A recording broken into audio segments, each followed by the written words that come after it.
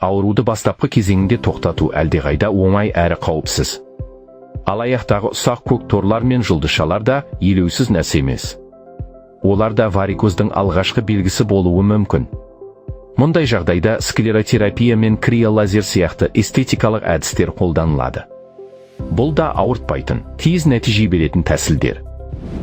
Көп адам лазермен ем қымбат шығар деп ойлайды.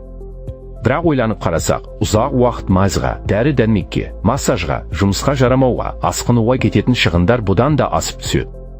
Ал варикоз бір рет дұрыс емделсе, нақты шешілетін ауру. Енді ең маңызды сұрақтардың бірі, дәрігерді қалай дұрыс таңдаймыз? Міндетті түрде флеболог, яғни вена ауруларымен нақты айналысатын осы бағыттағы маман болуы керек. Өзі жиі жасай білуі маңызды. Ең бастысы, сізге сенім ұялату керек. Себебі сенім жоқ жерде ем де дұрыс